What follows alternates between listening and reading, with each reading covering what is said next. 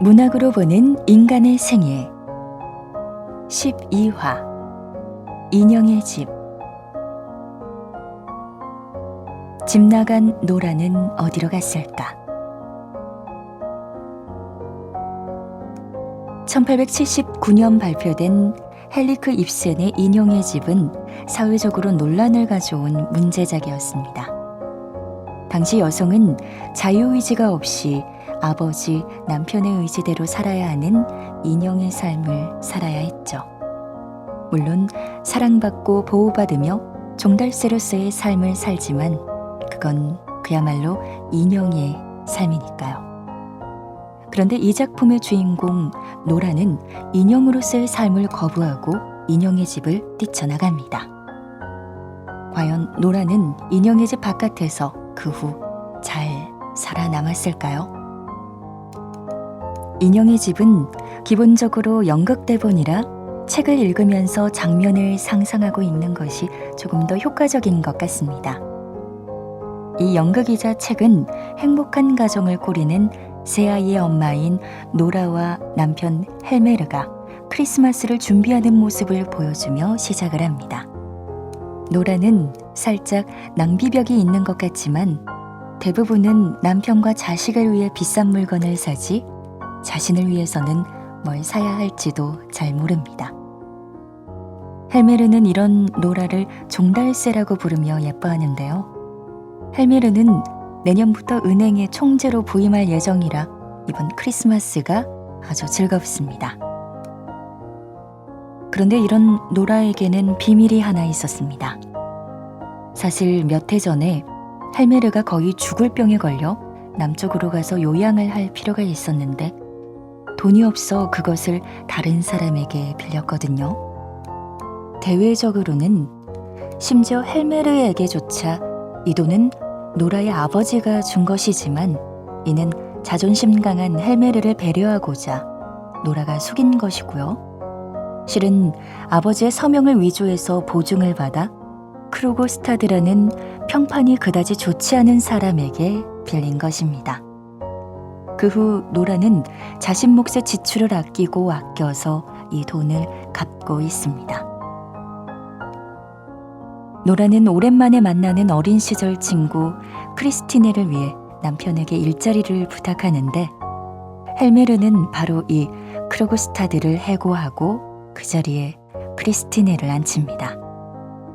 헬메르는 크로고스타드가 예전에 아내를 살리고자 서명을 위조한 후에 거짓말을 한 일에 대해 무척 혐오스러워하고 있었거든요. 크로고스타드는 자신의 자리를 유지하게 해달라고 노라를 협박해요. 아니면 노라의 서명 위조 사실을 알리겠다고 하죠. 노라는 지옥 같은 나날을 보내다가 남편의 명예를 지키기 위해 죽을 각오까지 해요. 결국 노라의 노력에도 불구하고 이 일을 폭로하는 크로고스타드의 편지가 남편의 손에 들어갔고 남편은 그 편지를 보고 노라를 비난하며 대외적으로 부부의 관계만 유지하지 사실은 파경임을 선언합니다. 경박한 여자 때문에 자신의 인생을 망쳤다며 비난을 하죠. 그리고 아이들을 교육할 자격이 없다며 아이들 근처에도 가지 말 것을 명령합니다. 그런데 크로고스타드는 크리스티네로 인해 변화되면서 이 협박을 멈춰요. 없었던 일로 하겠다는 겁니다. 그러자 헬메르는 흥분해서 자신이 말을 헛했다면 다시 예전처럼 돌아가자고 노라에게 말하는데 노라는 이미 이 남편이란 인간에게 자신이 어떤 위치였는지를 알아버렸거든요. 노라는 남편을 위해 목숨까지 바칠 작정이었습니다. 실제로 헬메르의 목숨이 왔다 갔다 하는 상황이 오자 노라는 그렇게 한 것이나 마찬가지이기도 했죠. 그런데 남편은 위기 순간에 노라를 비난하며 자신만 살고자 했습니다. 그러니까 노라는 남편에게는 동등한 위치의 사람이 아니라 일종의 인형이었던 것이죠. 남편의 뜻대로 남에게 예쁘게만 보이면 되는 인형. 하지만 그것을 위해서 자신의 일부분도 희생하지 않는 인형이죠. 동등한 인간은 아닌 겁니다. 노라는 그래서 인형의 집을 나오기로 결심합니다. 헬무르는 노라를 말리지만 노라는 낯선 사람으로 느껴지는 남편의 곁에 하루도 더 못 있겠다며 집을 뛰쳐나옵니다. 노라가 인형의 집을 뛰쳐나온 이 사건은 1879년에 일어난 사건입니다. 140여 년 전 이야기죠. 집을 나가려는 노라에게 헬무르는 이렇게 말하거든요. 아내와 어머니로서의 신성한 의무를 저버려도 좋겠냐고요. 노라는 그만큼이나 신성한 의무가 있다고 대답합니다. 바로 자기 자신에 대한 의무라는 거죠. 누구의 어머니, 누구의 아내가 아닌 바로 자기 자신이 되어야 한다는 메시지입니다. 이 선택으로 인해 노라이즘이라는 말이 생기기도 했습니다. 인습에 반항하여 인간으로서의 여성의 독립된 지위를 확립하려는 주의라고 하죠. 바꿔 말하면 그 전의 인습은 여성에게 독립된 인격체로서의 지위를 보장하지 않았다는 뜻이기도 합니다.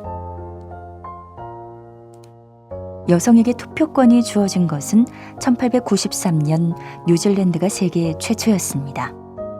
그 전에 여성에게는 투표권이 없었죠.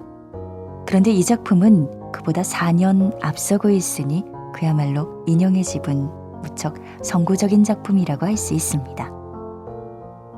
그런데 여성이 어머니, 아내로서의 정체성을 뛰어넘어 스스로의 자아를 찾겠다는 선언이 있은 지 140여 년이 지난 지금, 이 땅의 노라들은 얼마나 자기 자신을 찾을 수 있었을까요? 여전히 어머니, 아내로서의 의무가 강력하게 여성의 정체성 위에 군림하고 있는 것 같습니다. 무엇보다도 이런 정체성은 사회적으로 형성되어 있다는 것이 사실 문제거든요. 예를 들어 중년 여성들은 집안에 있을 때는 어머니로 추앙되지만 집 밖에 나가면 아줌마라며 희화의 대상이 되곤 합니다. 이런 인식은 여성을 집안에 있어야만 하는 존재로 각인시켜 버립니다. 하지만 당신이 운전 못한다고 비하하고 있는 김 여사님은 누군가의 어머니라는 사실을 기억하셔야 합니다. 노라는 주체적 삶을 살기 위해 인형의 집을 나왔지만 사실 노라가 잘 살았을 것 같지는 않습니다. 노라만 바뀐다고 세상이 바뀌는 것은 아니니까요.